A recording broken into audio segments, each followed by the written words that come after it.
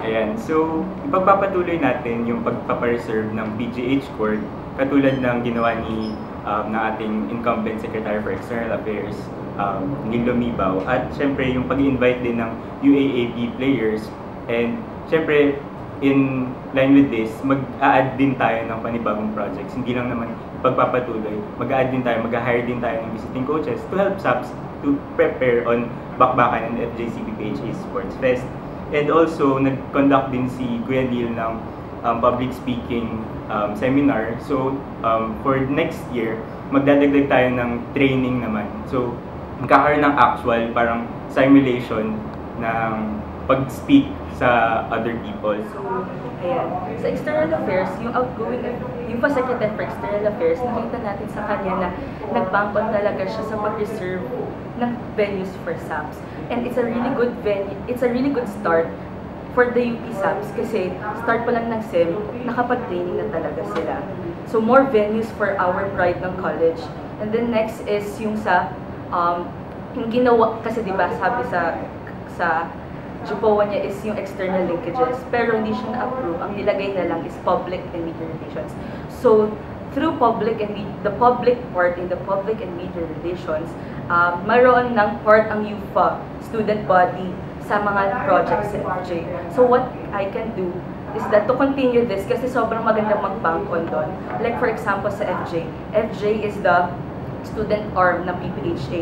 And if na-empower natin yung students natin, first is sa CP pa lang, through the public subcommittee of the Public and Media Relations Committee, lalakas ang FJ.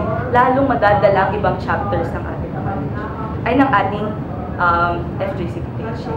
And then, sa projects natin, merong parang tie up, parang nakipag-tie up tayo sa UP Pharmacy Alumni Association para sa pag-invite, para sa dynamic nga, yung CP's very own aklet, to have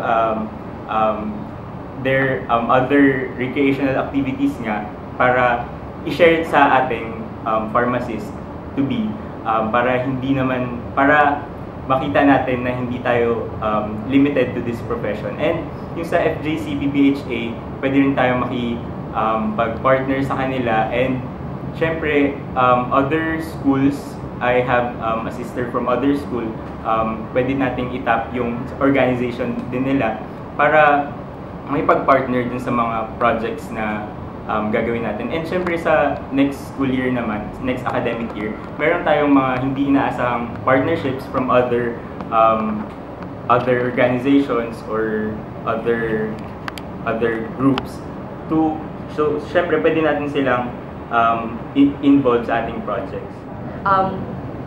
I think yung my previous experience kasi naka-build na ako ng rapport with like for example sa part ko as the public and media relations head.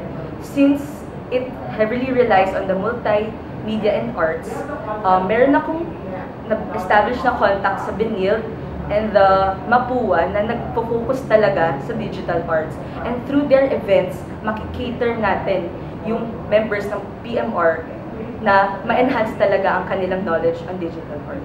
And then next would be sa sports per se. Ako bilang member ng SAPS, nakita ko na maganda na mag-bank-on. Yung members talaga ng SAPS is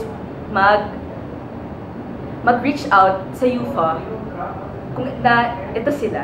So, ang nakikita kong avenue para network outside the college would be more yung contact ko sa Manila Sports Commission, nagpo-provide kasi silang free equipment.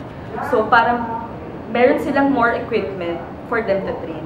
And then lastly, meron din for the Sparta, since member ako, naging part ako ng Taekwondo Association. So matuturo ko, ma-fast ang information na mag-connect from Philippine Taekwondo Association. And then lastly sa PPHA, through the alumni in PPHA, naggaling mismo sa CP, mas mapapabilis ang contact natin when it comes to delivering their projects to the FJCPPHA. Lecture plan.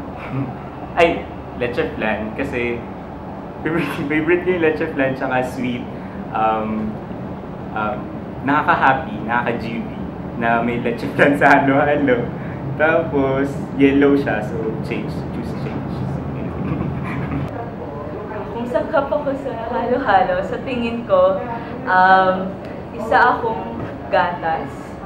Feeling ko kasi nadedepende sa gatas yung dami ng gatas kung gaano katamis ang halo-halo. At yun yung hinahanap talaga ng lahat ng taong nakikilala ko, yung dami ng gatas. At kasi pag nakatikim ka ng gatas, ang gatas kasi para sa akin, bata pa lang hanggang matanda, kailangan mo na siya.